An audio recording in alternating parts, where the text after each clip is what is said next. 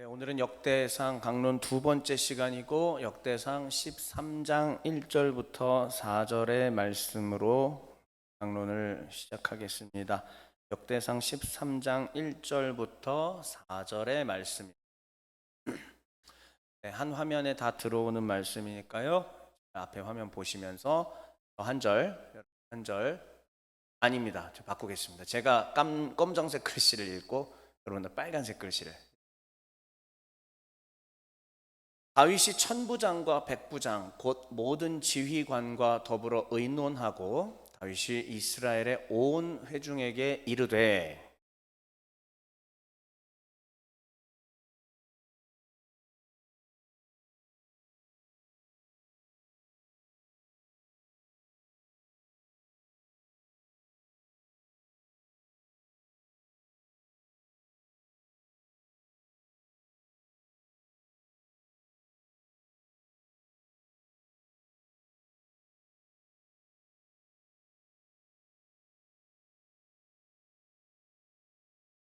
곧 백성의 눈이 이 일을 좋게 여김으로 온 회중이 그대로 행하겠다 한지라. 아멘. 네, 다시 한번 오늘 제목을 화면을 보시면은 성전 준비 1이라고 되어 있습니다. 그러니까 또 소 시리즈가 진행된다는 것을 아마 아실 거고요. 역대상은 오늘부터 딱 3번으로 연결이 될 듯 합니다. 왜냐면은 9월은 5주차까지가 있기는 한데 그 5주차는 마지막 29장 한 장에만 해당하기 때문에 엄밀하게 얘기하면은 요한계시록입니다. 그래서 9월 마지막 주부터는 요한계시록 서론을 다루는 것이 맞겠다. 그러면은 오늘부터 지난주에 이제 서론을 했으니까요. 그래서 저는 이 역대상 3번의 시간 동안에 어떠한 흐름으로 말씀을 함께 전하고 일라자비를 해드려야 될까라고 고민하고 기도하면서 성전 준비 쪽으로 하는 것이 합당하겠다라는 확신이 들었습니다. 왜냐하면 이 스토리 전체가 역대상의 스토리 전체가 13장부터 시작되는 후반부까지의 모든 스토리가 성전을 준비하는 과정이기 때문입니다. 그래서 성전 준비 1로 했고요. 오늘의 제목은 언약이 같이 읽어보겠습니다. 시작. 언약이 회복되면. 좋습니다. 그러면 우리 지난 시간 것을 다시 한번 간단히 역대기는 어떤 책인가라고 했을 때에 역대기는 다윗 솔로몬 시대 때 기록된 책이 결코 아니고 아주 가장 거의 제일 마지막 후대쯤에 기록된 책이라고 봐야 될 것입니다. 그래서 그 시대는 어느 시대냐? 우리가 알고 있는 에스라 느헤미야 시대쯤으로 보고요. 또 어떤 분들은 그거보다도 조금 더 후대의 기록으로 보기도 합니다. 자, 그렇다면 다시 한번 지난주에 보여드렸던 화면이긴 한데 여기 파란색 글씨 한번 같이 다시 읽어볼게요. 시작. 역대기는 포로 귀환 이후 제2성전이 완공된 뒤에 공동체의 정체성과 신앙 회복을 위해 기록된 책입니다. 그렇습니다. 꼭 기억하셔야 될 것은 그래서 이스라엘 역사에 크게 두 기둥이 있다라고 얘기했습니다. 시대의 분기점이죠. 하나의 분기점은 솔로몬의 제1성전이 건축되던 때고요. 두 번째는 에스라 느헤미야 시대 때에 나도 조금 더 전이죠. 사실은 조금 전에 스룹바벨에 의해서 포로에서 돌아와서 지은 성전 주전 516년쯤에 만들어진 스룹바벨 성전 이렇게 두 가지가 있습니다. 그러니까 다시 한번 말씀드릴게요. 솔로몬 때 성전은 주전 한 900 몇십 년 정도 됩니다. 그리고 이때는 한 516년이니까 대략 400년 정도의 이런 텀이 있는 것이죠. 이 400년이라는 시간 동안에 이스라엘은 어떠한 역사를 가졌는가? 통일왕국이었다가 남북으로 갈라졌고 힘없이 죄를 짓다가 하나님께 심판받아서 북왕국이 망하고 남왕국이 망하고 남왕국의 사람들이 포로로 끌려가고 그리고 포로에서 다시 돌아와서 제2성전인 스룹바벨 성전을 짓기까지 이것이 이스라엘의 역사를 아주 개략적으로 설명한 내용입니다. 그러니까 돌아와서 이 당시 에스라 당시 때의 사람들의 숙제는 뭐냐? 자, 솔로몬 뭐 그림으로는 여러분들이 확인이 안 되시겠는데요. 성경의 기록만 놓고 봤을 때는 솔로몬 성전은 어마어마하게 거대한 정말 아름다운 황금으로 덧입혀진 그러한 건물이었다면 스룹바벨 성전은 거기에다 대면은 그냥 모델하우스 정도 되는 그 정도 수준 차이가 난다고 기록을 하고 있습니다. 그러니까는 이 포로에서 돌아온 사람들의 입장에서는 이것만 해도 감지덕지긴 하지만 그럼에도 불구하고 이들이 꿈꾸고 바라고 지향하는 지점은 어디일까요? 당연히 400년 전 요때겠죠.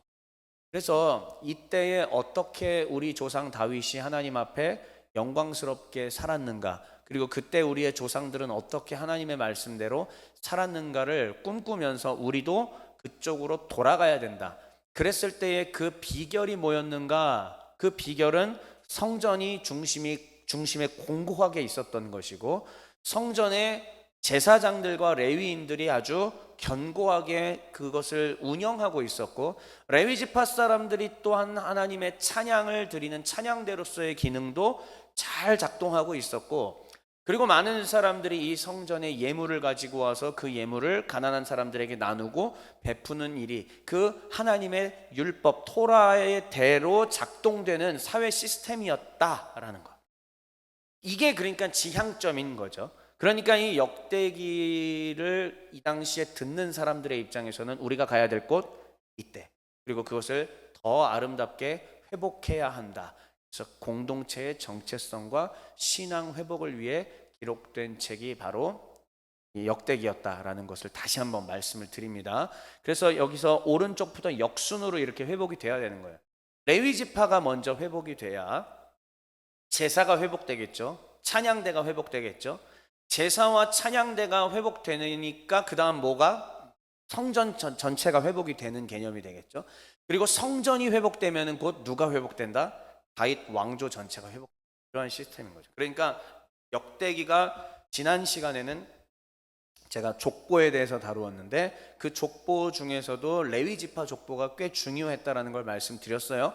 그래서 레위의 회복이 얼마나 중요한 것인가 지난 시간에 거기까지 제가 말씀드렸습니다. 그럼 오늘은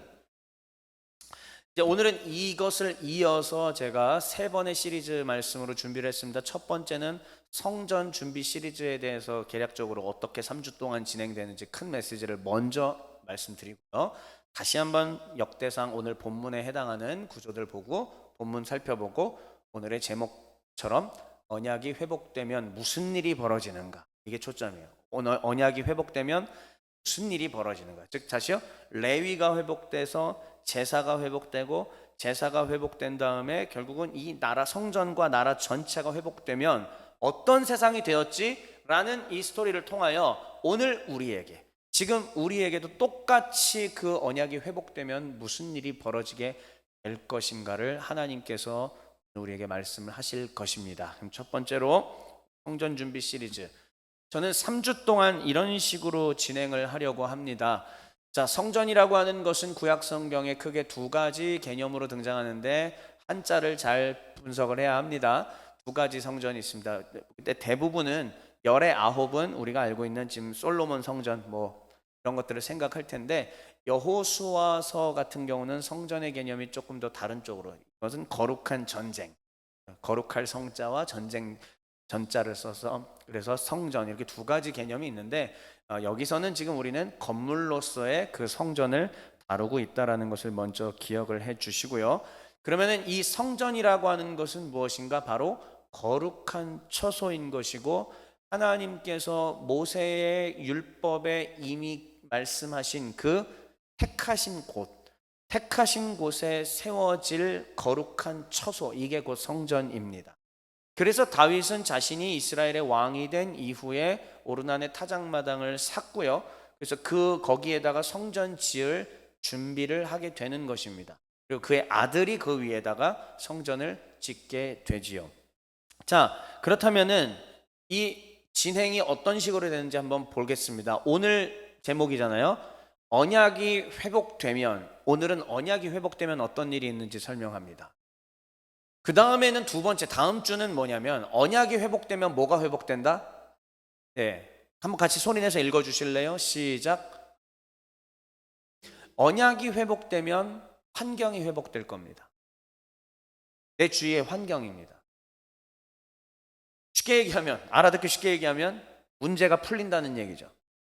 문제가 변하여 복이 되고 여러 가지들이 회복될 수 있다는 얘기입니다. 무조건은 아니지만 이 역대기가 우리에게 보여주는 것을 통하여 우리가 그것을 꿈꾸고 하나님 앞에 기대하고 소원할 수 있다는 뜻이죠. 자, 그렇다면은 환경이 회복된 자여 이제는 어떻게 할 것인가에 대해서 역대상 저 순서대로 제가 강론을 진행하려고 합니다. 그래서 역대상에서 지금 성전을 준비한다라고 하는 것 지금 설명을 했는데, 이 성전을 준비한다라는 것은 여러분 크게는 건물을 짓는 얘기예요. 성경은 건물 짓는 이야기를 하는 겁니다. 그러나 우리는 거기에 머무르면 안 됩니다. 그 안에 너머에 있는 하나님의 영적인 메시지를 들을 줄 알아야 되는데, 다윗과 솔로몬은 성전을 준비했습니다. 그런데 2025년을 사는 우리에게, 우리가 무슨 건물을 지을 건 아니잖아요. 그렇다면 우리는 도대체 어떻게 하는 것이 성전을 준비하는 것이고 언약이 회복되는 것인가? 오늘 여기에 초점을 두고 마지막까지 말씀을 잘 귀 기울이시기를 주의 이름으로 축원합니다. 역대상 이제 구조를 다시 한번 보시죠. 이게 역대상하 전체 이야기였습니다. 그 중에서 역대상은 1번과 2번에 해당합니다. 역대상 10장부터 29장은 다윗에 대한 스토리입니다. 우리는 이제 2번인 다윗의 스토리로 들어갑니다. 자, 10장부터 29장까지 다윗의 스토리는 어떻게 되느냐? 맨 처음은 다윗 왕조 이전에 있었던 왕조가 있었죠. 바로 사울 왕조입니다. 사울이 어떻게 몰락하는지를 보여주고 그에 대비되어 11장부터 다윗이 어떻게 등극하게 되는지를 가르쳐 줍니다. 11장부터 12장의 스토리가 굉장히 중요한데요. 사실 내용은 별것 없습니다만은 매우 중요합니다. 왜냐하면요, 잘 들어보십시오. 11장에 이르러서 결국은 다윗이 처음에는 유다 지파 헤브론의 왕이었다라고 표현하고 있는데, 그것을 넘어서서 이제는 온 이스라엘 전체의 왕이 되었다라는 선언을 공식적으로 해주는 지점입니다. 그래서 다윗은 누구냐? 하나님이 기름 부으신 이스라엘 전체의 왕이요, 하나님을 대신하는 자다라는 얘기입니다. 그래서 다윗이 어떻게 온 이스라엘의 왕이 되는지, 그러나 왕이 됐음에도 불구하고 여전히 예루살렘은 다윗의 것이 아닙니다. 그 땅엔 여부수 족속이 살고 있습니다. 여부수를 몰아내야 됩니다. 그리고 몰아냅니다. 다윗이 그들을 몰아내고 온 이스라엘을 다 평정하는 데까지 그를 도왔던 전설의 용사들에 대한 이름과 또 이 용사들의 위용과 용맹함을 또 11장 12장에서 함께 기록해 주고 있습니다. 자, 그러면 다 됐죠. 이제 땅도 다 차지했습니다. 권세를 가졌습니다. 정적들을 다 제거했습니다. 내부는 일단 해결이 전부 된 것이죠. 이스라엘 내부를 다윗이 완전히 장악하게 되었습니다. 그러면 그 다음에 곧바로 다윗이 한 일이 무엇일까? 이 구조 안에서 이미 답이 들어 있습니다. 여러분 이미 보셔서 아시겠지만 다윗이 등극한 이후 12장까지 그렇게 스토리가 끝나고 13장부터 곧바로 뭐 하죠? 다윗이 여기에 성전을 준비합니다. 하나님의 성전을 지을 준비를 하는 것인데, 그렇다면은 그 성전을 짓는 준비는 어느 단계를 통해서 또 이루어지게 되느냐? 이제 13장부터 29장을 또 열어보겠습니다. 이렇게 해야 됩니다. 자, 어떤 식으로 성전을 준비하게 되냐면은 1단계 뭐를 이전시킨다? 그렇습니다. 지금 법궤가 어디 있는데요?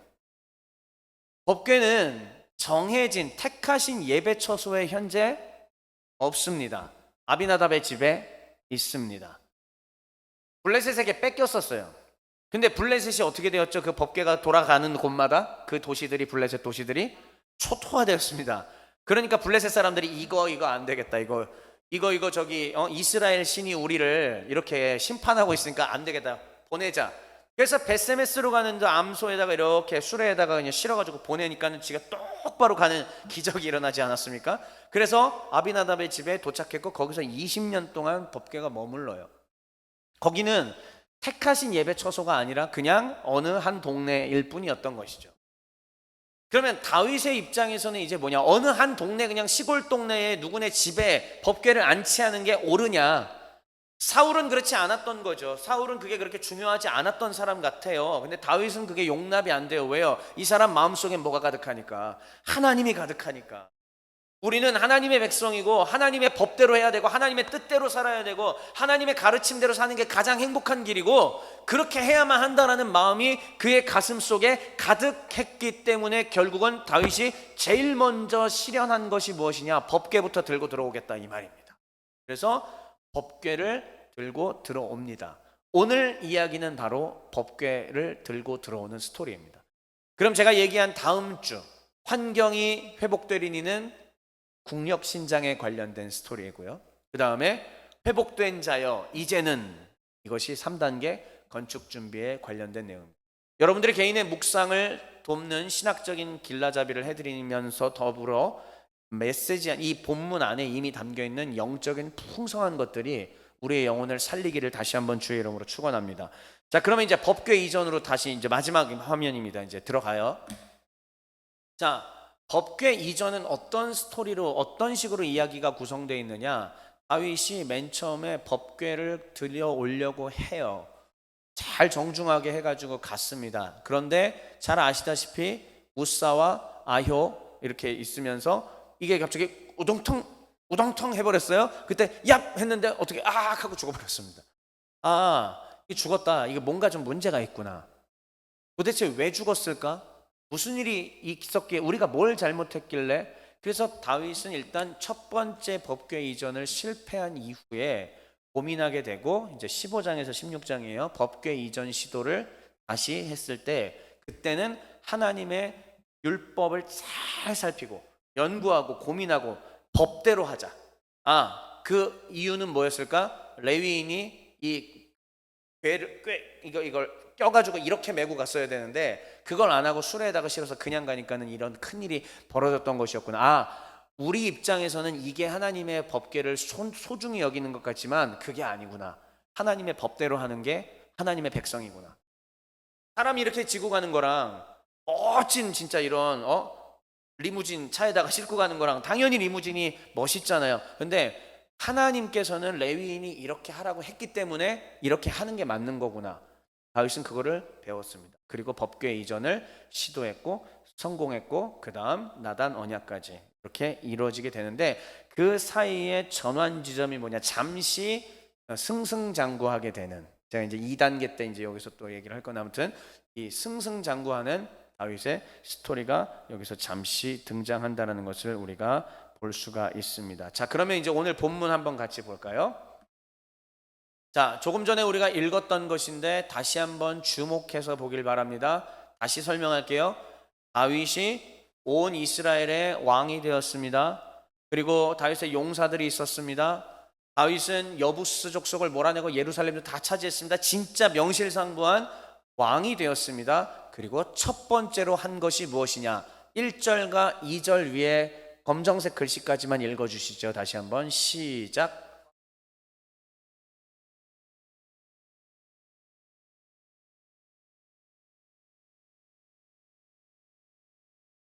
멋있지 않습니까? 자, 절대 권력자가 됐잖아요. 절대 권력자가 되었는데 이 절대 권력자가 지금 천부장과 백부장, 곧 모든 지휘관과 더불어 뭘 했다? 의논했습니다. 결국은 이게 정확하게 우리도 아셔야 되는 게 뭐냐면, 하나님이 우리를 어느 자리에 올려주시고 교회에서, 복음 안에서, 교회에서 어떤 직분을 맡거나 우리가 뭘 한다고 할지라도 그것이 우리가 왕이 되는 자리가 돼서는 안 됩니다. 하나님이 왕이 되시는 자리고 우리는 그의 대리인이라는 생각을 분명하게 가져야 한다는 것이죠. 다윗은 천부장과 백부장은 군인들이에요. 쉽게 얘기하면 1000명의 백성, 그 군인을 거느리는 게 천부장이고 100명의 군인을 거느리는 게 백부장입니다. 이 천부장과 백부장, 그리고 모든 지휘관, 그 다음에 각 장로들과 방백들을 다 데려다 놓고 그는 뭐 했냐? 의논한 거예요. 왜? 다윗은 왕인 됐지만 자기는 왕이 아니기 때문에. 이 나라의 왕은 누구다? 여호와 하나님이시다. 그걸 분명히 하는 거죠. 여호와 하나님이 그러면 왕 되게 하기 위해서 우리가 첫 번째로 해야 할 것이 무엇인가 라고 의논하는 겁니다. 하나님이 가장 기뻐하실 것이 무엇인가 의논하게 되는 것입니다. 저도 마찬가지입니다. 목사로서 꼭 해야 되는 것은 무엇이냐? 제가 교회를 다스리고 통치하는 게 아니라 하나님의 법과 말씀이 통치할 수 있도록 자리를 내어드리고 구성원들과 지도부들과 함께 우리 교회의 천부장, 백부장 모든 지휘관들과 함께 뭐를 한다? 더불어 의논하는 거예요. 의논하는 겁니다. 그렇게 하는 거예요. 그랬을 때 하나님의 법이 온전하게 실현되는 교회가 되리라고 저는 생각을 합니다. 자, 이렇게 해서 의논해서 그들이 결정한 사항을 이제 다윗이 백성들 앞에서 선포합니다. 그 내용 안에 네모박스 안에 빨간 글씨 다시 한번 읽어보시죠. 여러분들이 읽어주십시오. 시작.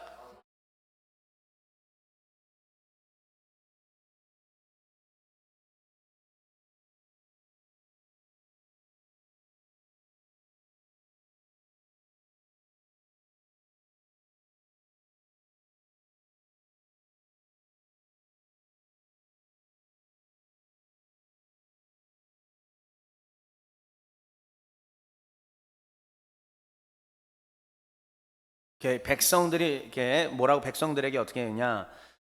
괜찮고 또 이 모든 일이 하나님으로부터 말미암았다면, 너희도 괜찮고 이게 하나님으로부터 말미암았다면 이제 지금 흩어져 있는 온 땅에 살고 있는 흩어져 있는 제사장과 레위 사람들에게 편지를 다 보내라. 그리고 전령을 보내라. 어떻게? 우리에게로 다 와라. 그럼 여기 말하는 우리가 어디일까요? 지금 지역이 어디예요? 여기가 예루살렘입니다. 예. 이제 서서히 택하신 장소는 신명기에서 12장에서 얘기하고 있었던 그 택하신 예배 처소가 아직까지 정해져 있지 않았던 거예요. 다윗 때까지만 하더라도. 신명기 말씀은 주어져 있지만 택하신 예배 처소가 어디일지, 실로일지 베델일지 어딜지 아직은 몰라요. 그런데 이제 하나님이 그 택하신 처소를 어디로 지금 모여주고 계신다? 예루살렘으로 하나님께서 지금 모아주고 계시는 것입니다. 다윗이 지금 이 중심으로 제사장들과 레위인을 다 오라고 하고 있죠. 자, 그들이 몰려옵니다. 하나님의 성전에서 일해야 되는 일꾼들이 몰려오고 있고, 그 다음에 성전을 지을 모든 건축 자재들과 목재들을 서서히 준비할 겁니다. 그러면은 돌로, 나무로 지으면 성전도 올라갈 거고 사람도 있습니다. 그 다음 가장 중요한 게 뭘까요? 법궤예요. 이제 법궤가 와야 합니다. 왜요? 법궤는 광야 모세 시대 때부터 그 자체가 곧 하나님의 임재의 상징이기 때문에 내가 너희와 함께한다. 즉 하나님이 왕이시라는 것이 여기서 증명되기 때문입니다. 그러므로 반드시 법궤가 있어야 됩니다.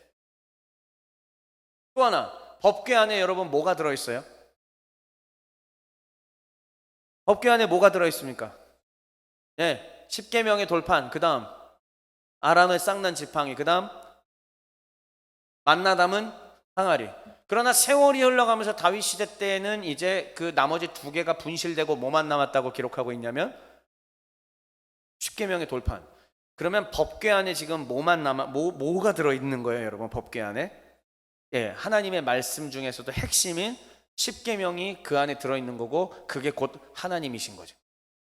그 말씀으로 살아내는 게 하나님의 백성이고, 그게 최고의 하나님의 권위인 거예요. 이해되십니까? 근데 지금 다윗이 뭘 하려고 한다고요? 그 하나님의 궤를 우리에게로 옮겨오자.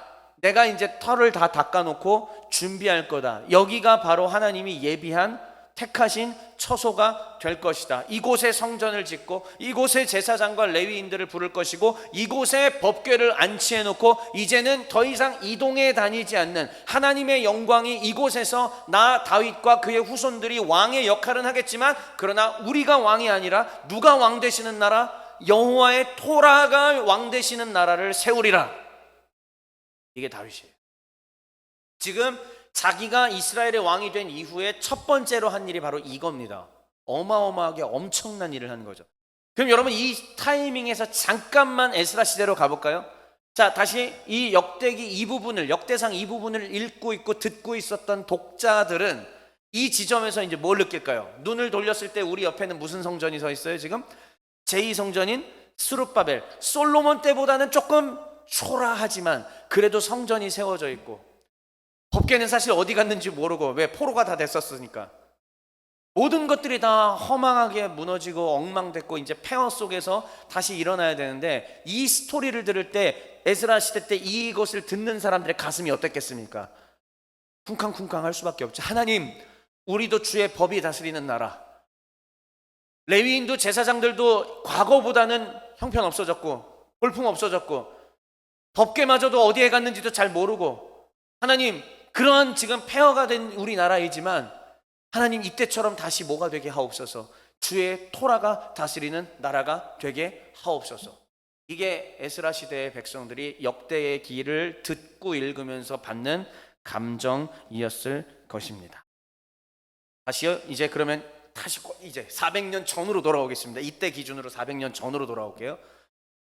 다윗 시대 때입니다. 하나님의 궤를 우리에게로 옮겨오자 하니까 백성들이 어떻게 여겨요? 이거를 좋게 여깁니다. 아주 좋게 여깁니다. 그러면 다시 400년 뒤로 가겠습니다. 에스라 시대 때 사람은 이 내용을 듣고 자기들도 어떻게 여겨야 될 거라고 생각할까요? 좋게 여겨야 된다라고 생각하게 되는 것입니다.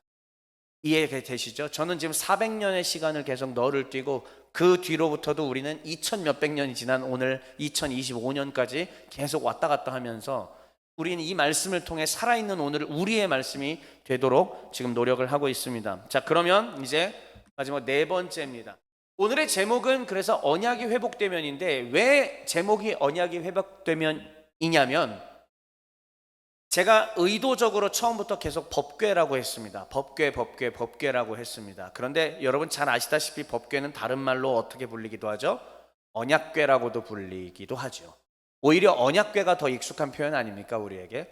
예, 그것은, 이 법궤라고 하는 것은 하나님과 하나님 백성이 뭘로 맺어져 있는 거다?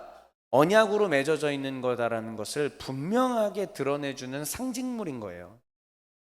그래서 하나님의 법이 담겨 있는 법궤이기도 하고요, 하나님과 자기 백성, 하나님의 백성 사이가 서로 언약으로 묶여 있다라고 하는 것을 드러내주는 상징물이기도 합니다. 그러니까는 하나님의 법이 들어있고 그 법으로 주의 백성들과 언약으로 맺어져 있다. 즉, 이 법궤가 있는 동안에 하나님이 우리와 함께 하신다라는 임마누엘 그 자체의 상징인 것이죠. 다윗은 지금 뭘 하려고 했다고요? 바로 저 임마누엘, 하나님이 우리와 함께 하신다라는 것을 하려고 한 것이죠. 그래서 법궤를 모셔온다. 자기가 이스라엘의 왕 되고 난 다음에 자기의 왕권을 뽐내면서 막 군사력을 키우고 할 수도 있어요. 그런데 그렇지 않고 뭐를 했다고요? 법궤를 모셔오는 것부터 했다라는 얘기입니다. 그건 뭐냐요? 신앙 고백인 거예요. 한번 같이 읽어볼까요? 우리는, 시작, 우리는 하나님의 언약 백성입니다. 이거에 대한 선언입니다. 머리를 숙이고 조아리고, 오 하나님, 나는 당신의 종입니다. 하나님, 나는 당신의 백성입니다. 주여, 나를 다스려 주시옵소서. 하나님, 비록 나에게 기름 부으시고 나 다윗을 왕으로 세우셨지만 왕은 내가 아니라 당신이십니다. 나는 당신을 대리하여 하나님 이 일을 할 뿐입니다. 다윗의 신앙 고백이요, 또한 이것은 오늘날 이것을 읽고 듣는 우리의 동일한 신앙 고백이 돼야 되는 겁니다. 법궤를 모셔와야 됩니다. 우리도 법궤를 모셔와야 됩니다. 법궤 안에는 토라가 들어있었습니다. 10계명의 두 돌판이 들어있었습니다. 그 10계명의 돌판이 내 중심에 새겨져야 됩니다. 하나님의 말씀의 근본이 내 안에 새겨져야 됩니다. 그게 바로 법궤를 모셔오는 것입니다. 자, 법궤에 대해서 또 하나 중요한 게 있습니다. 법궤 없이 성전 건축이 과연 가능한가? 오늘 이 시리즈는 성전 준비 시리즈인데요, 성전을 준비하는 데 있어서 제일 첫 번째 단계가 왜 법궤인가? 자, 보십시오. 하나님이 함께 하시는 임마누엘의 상징이기 때문이기도 하고요, 또 하나, 성전의 가장 중요한 기능은 그냥 우리는 예배라고 생각하는데 그냥 예배 없어요. 구약의 예배는 반드시 무슨 예배냐? 피를 흘리는 제사예요, 제사. 자, 그러면 성전은 뭐 하는 곳이냐? 제사 드리는 곳입니다. 그러면 이스라엘 온 백성이 1년에 한 차례씩 7월 10일 욤 키푸르 대속죄일에 1년에 한 차례씩 온 이스라엘 백성의 죄가 속죄함을 받는 일들을 해야 하는데, 그때 가장 중요한 의식이 뭔지 아십니까 여러분? 제사인데 어떤 제사인가? 피를 흘린 다음에 그 피를 대제사장이 지성소에 들어가서, 연기가 막 피어 있고 그 안에 법궤 하나가 딱 올려져 있는데, 그 법궤 안에는 토라가 들어있고 그 위에는 뚜껑이 덮여 있습니다. 뚜껑 안에는 두 천사가 날개를 서로 마주대하고 있는 모습으로 있는데, 우린 이것을 가리켜서 속죄소라고 부릅니다. 가장 중요한 의식은 뭐냐? 성전의 가장 중요한 기능, 이 속죄소, 법궤 위에 뚜껑인 속죄소에다가 뭐를 뿌린다? 피를 뿌리는 게 가장 중요한 의식이에요. 가장 중요한 의식은 피뿌림입니다. 피뿌림이 없으면 죄사함이 없는 거예요. 다시 우리의 신약 성경 말씀도 기억하고 있지 않습니까? 피 흘림이 없이는 죄사함이 없느니라. 이 말씀, 구약 시대 때는 명확합니다. 여기 위에 피를 뿌려야 죄가 사해집니다. 그러니까 성전의 핵심 기능은 뭐냐? 하나님의 임재도 맞는 거지만 더 나아가서 속죄가 이루어지는 곳이다라는 얘기예요. 근데 그 속죄는 다시 어디에서 이루어진다? 법궤 위에 속죄소에서 이루어진다. 그러니까 법궤 없이 성전 건축이 있을 수 있다 없다? 없는 거예요. 아래에 정리되어 있습니다. 성전의 기능은 뭐다? 제사입니다. 제사의 목적은 뭐다? 속죄입니다. 그리고 그 속죄의 장소는 어디다? 그렇습니다. 법궤 위에 속죄소. 하나만 여기서 더 나아가 볼까요? 이것을 다 깨닫고 우리 주 예수 그리스도에 대해서 완전히 이해한 사도 바울은 신약 성경 13권을 기록합니다. 그 중에 우리가 가장 중요한 책으로 꼽는 것이 뭘까요? 바울의 로마서겠죠? 바울은 로마서 3장에서 이 예수 그리스도를 하나님께서 뭐로 삼으셨다라고 고백하는지 아십니까? 속죄소로 삼으셨다라고 얘기합니다. 이게 바울의 고백, 바울의 신학이고, 그것이 2000년이 지난 우리에게까지 전승되고 계승되고 있는 겁니다. 아버지 하나님께서는 그 아들 예수 그리스도를 제물로 삼아서 피 흘리게 하셨고, 또한 속죄소 삼아서 그 위에서 피가 뿌려지게 하셔서 모든 백성들의 죄를 사해지게 하셨습니다. 속죄소 아래에는 법궤가 있었고, 법궤 안에는 뭐가 들어있어요? 십계명의 두 돌판, 즉 여호와의 율법 토라가 들어있었습니다. 즉 예수 그리스도는 그럼 이 땅 가운데 오셔서 뭐 하셨습니까? 하나님의 거룩한 율법을 새 율법으로 성취하신 위대하신 일을 하셨습니다. 율법을 성취하신 이후에 거기서 그치는 게 아니라 갈보리 언덕, 골고다 언덕에 올라가서 흠없고 완전한 피를 흘리심으로 말미암아 속죄소가 되셔서 그 백성들의 죄를 사하시는 위대하신 속죄의 역할을 해 주셨습니다. 여기 사도 바울이 우리에게 가르쳐주는 내용이에요. 자, 이것이 바로 법궤 이전의 의미입니다. 물론 다윗은 여기까지 몰랐습니다. 다윗은 뚜렷하게 예수님에 대해서 알 수가 없었고, 이런 일이 있을 거라고 다윗은 상상도 못했죠. 그러나 하나님께서는 자신의 계시를 점진적으로 알려주시는데, 다윗 시대 때쯤에는 바로 이러한 성전 건축과 이 법궤 이런 것을 통해서 하나님께서 구원을 이루어 가신다는 걸 거기까지 가르쳐 주신 것입니다. 다윗은 이렇게 하나님 앞에 쓰임을 받았습니다. 자, 법궤가 이전은 이런 의미고, 마지막으로 그래서 언약이 회복되면, 자, 법궤가 들어온다는 것은 언약궤가 들어온다라는 것이고, 우리는 하나님의 언약 백성이다라는 뜻이에요. 그러면은 언약이 회복되는 겁니다. 한 개인이 영적으로 완전 무너져 있다가, 한 개인이 하나님과 전혀 관련 없는 삶을 살고 있다가 하나님의 성령이 그에게 역사하시고 그의 마음을 설득하셔서 그가 회개하고 주님 앞에 돌아온다면 무슨 일이 벌어지느냐? 영적인 회복이 있게 됩니다. 따라해 볼까요? 영적 회복. 다시 한번 따라합시다. 영적 회복. 영적 회복이 일어나면 다양하게 설명할 수 있지만, 저는 말씀을 준비하다가 하나님이 딱 시편 1편으로 가르쳐 주셨습니다. 그것은 뭐냐? 영적 회복이 일어나면 어떤 일이 되느냐? 그 사람은 악인의 꾀를 따르지 아니하고, 죄인의 길에 서지 아니하고, 오만한 자들의 자리에 앉지 아니하고, 오직 여호와의 율법을 즐거워하여 그 율법을 주야로 묵상하는도다. 이 일이 벌어집니다. 하나님과 언약이 회복되면 다윗은 이스라엘 전체가 이렇게 살게 하기 위하여 법궤를 들여왔습니다. 그리고 그 법궤를 안치시킬 성전을 지었고, 그 성전을 통하여 하나님의 거룩한 말씀이 실현되는 나라를 세우고자 했습니다. 자, 이제 우리에게 법궤가 들여오는 건 뭐냐? 하나님과 언약이 회복되는 겁니다. 언약 백성으로서의 확고한 인식을 갖고 살아가는 것이고, 언약 백성으로서의 의무를 다하는 것이며, 그러기 위해서 하나님의 성령을 의존하여 악인의 꾀를 따르지 아니하며 죄인의 길에 서지 아니하며 오만한 자들의 자리에 앉지 아니하고 오직 하나님의 말씀을 즐거워하여 날마다 그 말씀대로 살아가는 겁니다. 이것이 주의 백성들에게 주어진 것이고, 이 사람이 바로 영적으로 회복된 사람입니다.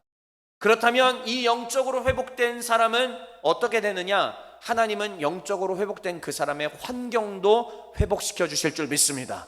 네, 순서가 이렇게 되는 거예요. 영혼이 잘됨이 먼저입니다. 그 다음에 우리의 모든 문제가 해결되고 풀리게 될 줄 믿습니다. 다음 시간에 바로 이 환경의 회복에 대한 이야기를 하게 될 겁니다. 제가 맘대로 하는 게 아니라 역대상의 구조가 그렇게 이미 증언하고 있었습니다. 자, 이제 메시지 읽고 마칩시다. 같이 한번 읽고 마칩시다. 시작. 오 주님, 나를 따돌리지 마옵시고 또한 내가 주를 따돌리지 않게 하옵소서.